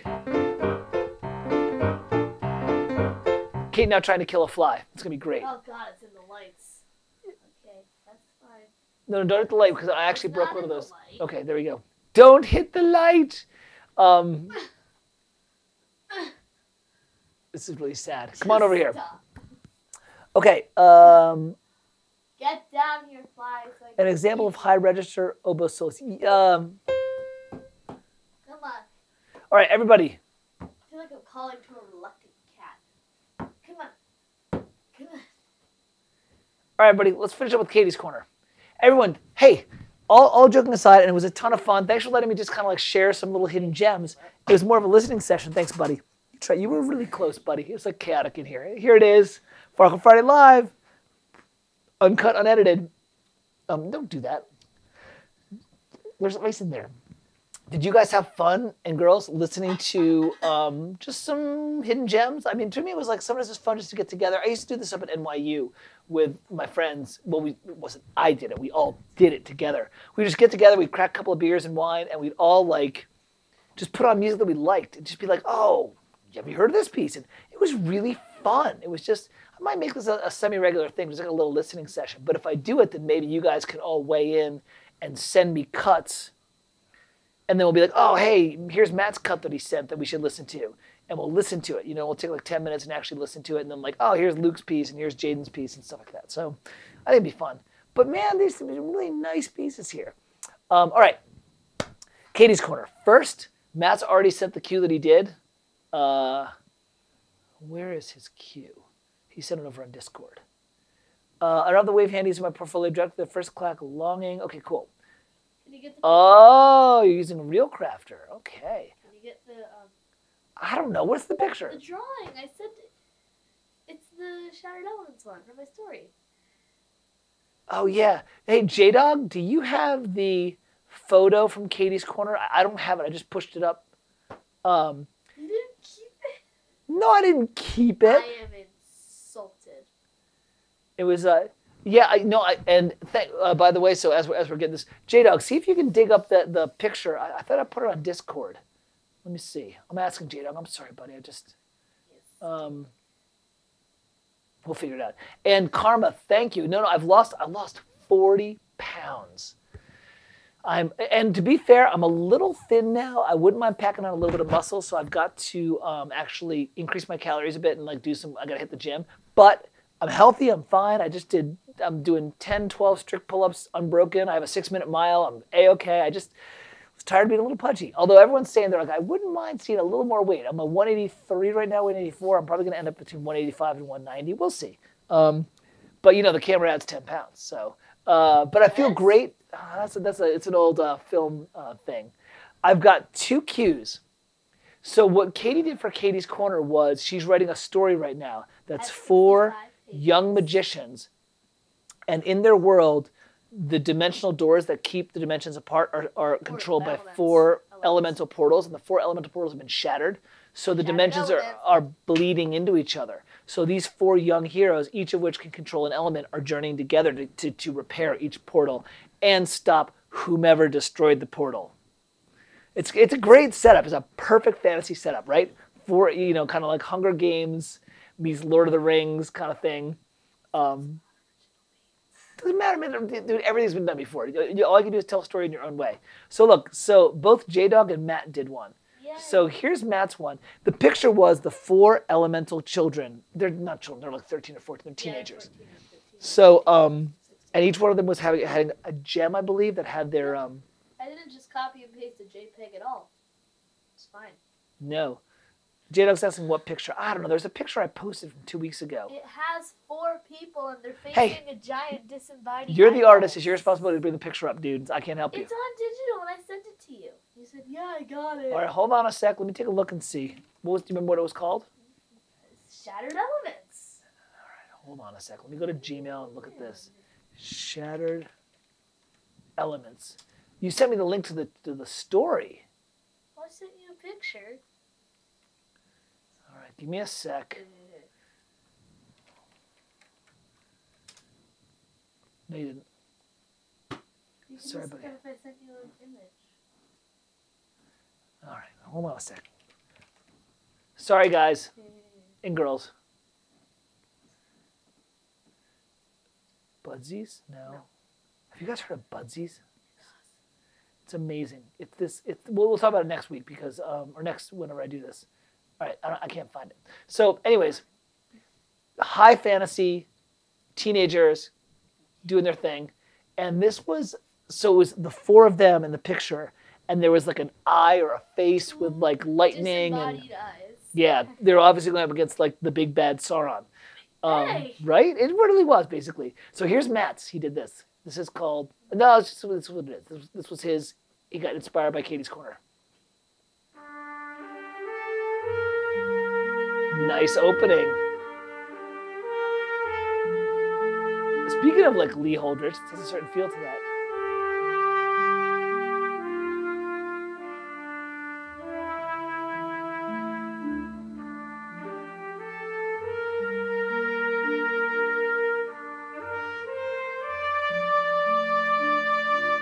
Writing is great. The mix is decent. The trumpet's a little bit present, but that's okay. That's easy to fix. Yes, the strings coming in. And repeat, right?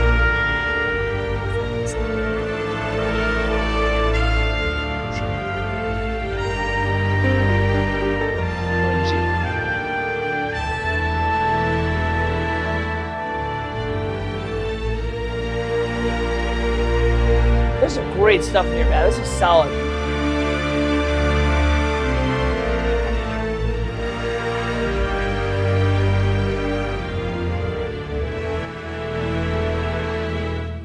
Well done, sir. That's solid. Kate leans over and goes, send this to me.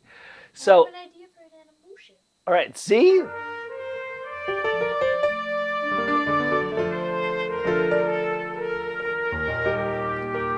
Okay, so.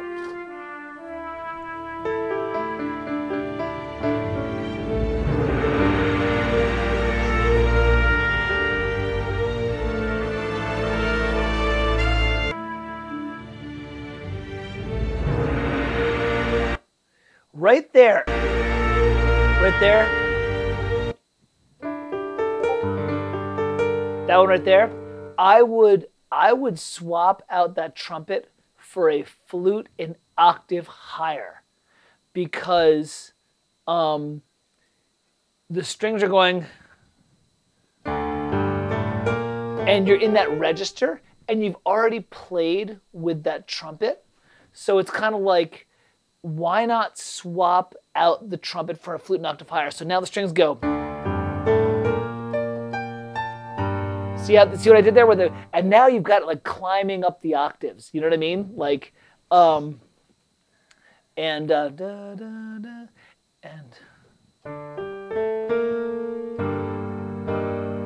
and what I would do is I would also do a call and response between the harmonies and the melodies. So I would do this. I would go.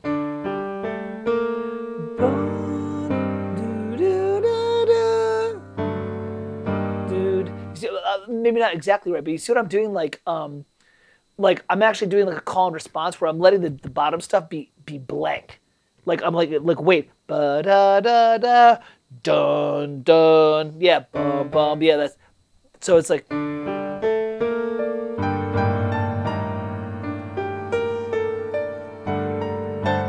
You see, you see what I'm doing? Where I'm like allowing space to happen, so actually the orchestra feels like it's having a discussion with each other. But this is a total form-wise, you've nailed it, and emotion and theme-wise, you've nailed it. There's some cleanups you can do with the orchestration, but that's just cleaning up. That's just technique. That's not artistic inspiration. You know what I mean? Yeah, and Zavi is right. You can also do a counter like da da da da, right?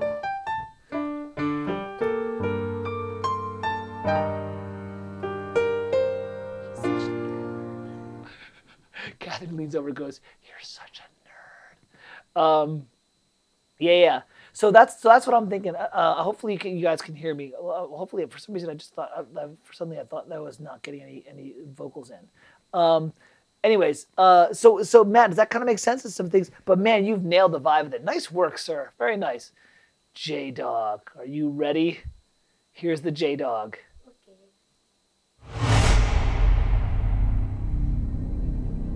Oh yeah, dark contemporary. Yeah.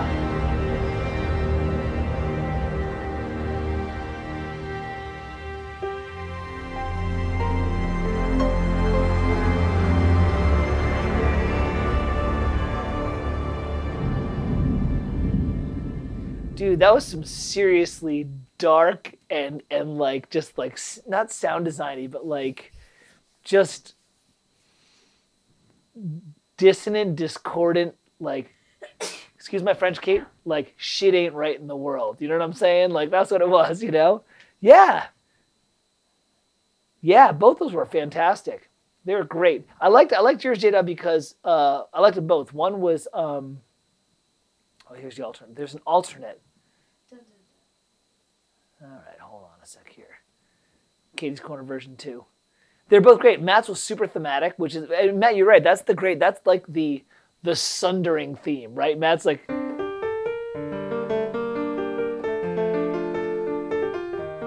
that's the sundering theme. That's the theme when like the world is cracked and the shattered elements happen, right? Like there it is. J-Dogs is just like, not just, but it's like the feeling of impending dread because the world is not right. Here's the alternate that he did.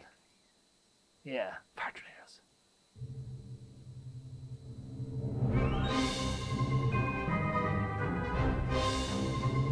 That's great. Oh, nice woodwind runs.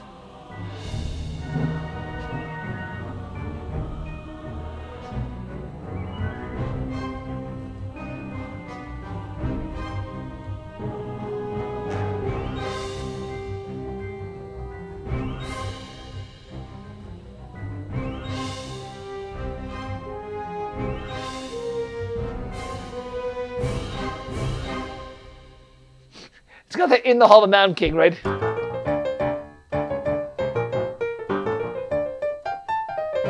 That's awesome. That's a great one. That's totally different. That's more of like a classic. Oh, that's fantastic. Alternate. Yeah. I was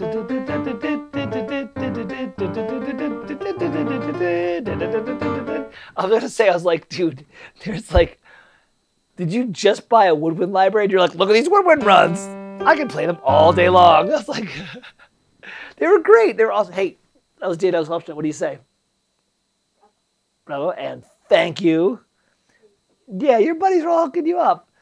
That was some great stuff, man. So, J-Dog, I gotta ask, what was that a pre-made woodwind library? Was that kind of like was that Hollywood Winds or something of that nature? Because they were great, but they had a really nice organic feel. Might have been Berlin Winds, which I've not played with yet. I have to play with that. Those are great. Those are awesome. All right. Oh God, it's 5:18, and yeah, those are fun. Yes. Do you guys want to? Guys, we're at 5:18, and it's been almost 2 hours, which is perfect. That's usually a Farkle. 5 minutes and 12 seconds. That's knowing Jay, it is probably. Oh really? Orchestral Essentials, huh? Not bad. All right. Well, listen, it's 5:18, so this is usually when Farkle Friday kind of wraps up. Do you guys want Katie to show the Katie Corner for the next one? Let's see. They're about 10 seconds behind. So this was fun. This was a nice way to end the week. Yeah, orchestral. Project Sam, Matt. Project Sam. I have Symphobia, and I think I have the old Brass Classic, which I don't use anymore. 10 seconds behind. Yeah, because it has to go through the YouTube servers and stream out. Symphobia is no joke. I still use it all the time. It is amazing. Oh, look. I'll pin it this time if we can get a digital copy. So if you can scan this. No, not now. Look, show it up so people can take a look at it because they can see it on YouTube. And then we're gonna scan it this weekend. I'll send it to J-Dog this weekend, okay? So what I'll do, J-Dog, thank you. What I'll do is Kate's gonna throw it up just on the camera. But then I'm going to have Katie scan it and we'll push it up to Discord. I'll send it to J-Dog and then J-Dog can just pin it to Discord. You know what I mean? Can So you put it on the screen where I can actually see like the live, so I can see if I have it? there it is. There's the No, screen. the There. other one. Oh, okay, yeah. So real fast, everybody. Here's the backstory. Kate, what's the backstory on this? Oh, this is a D&D party. Yeah, because I'm running Dungeons and Dragons for Kate and one of her best friends. So back up a little bit. These are the 4 characters. So real fast, going from. There we go. So this one right here is my character. So this is Dungeons and Dragons, classic high fantasy. This is my character, Evander Firelight. He is a swashbuckling swordsman. He's a lot of fun. This is Catherine's character, Chrysella, who's a tiefling thief. Tiefling is half demon, half well, they're a human with demon blood, and they tend to be scorned by society. This is Catherine's secondary character called Ember. She is a wood elf, and you can see she's got a fox familiar. Shimmer. See, she's got a familiar. And then this is Owen's character, Albus. Back up. There you go. And he's a classic wizard. He's young. He's only like 30 years old. So these are our 4 characters. So if you want to have some fun with that, use them as inspiration. At some point, I got to start writing some of this stuff. I will. I have to finish the video game that I'm working on, and I have to. Oh, thanks, Xavier. Xavier, you should get on that. Pick one character and just do like a 1-minute theme. You could totally do it. You could totally pick one of the 4 characters, do a 1-minute theme. It'll be fine. Who cares? Who cares if it's not perfect, just rough? Like, you know what? We all have fun learning, and as you can see, everybody puts something good at. Like Matt's theme was really solid, lots of good stuff. J-Dog's thing was really solid, lots of woodwind runs. And I'll get in on it. I need to just. I have a full plate. I really should be finishing EIS stuff. Sorry, Matt. Farkle Friday. You know what?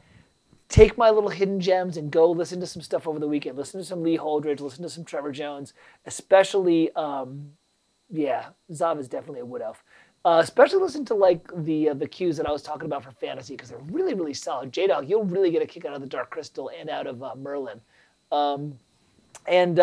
Listen, I'm gonna go head on down. I gotta cook dinner for my ladies.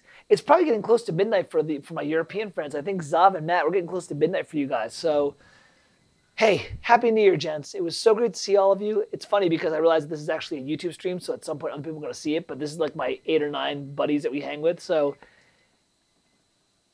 yeah, exactly. I know. I gotta finish EIS for Matt. So by February we'll be done. I'm gonna finish. I've got 3 more charts to do.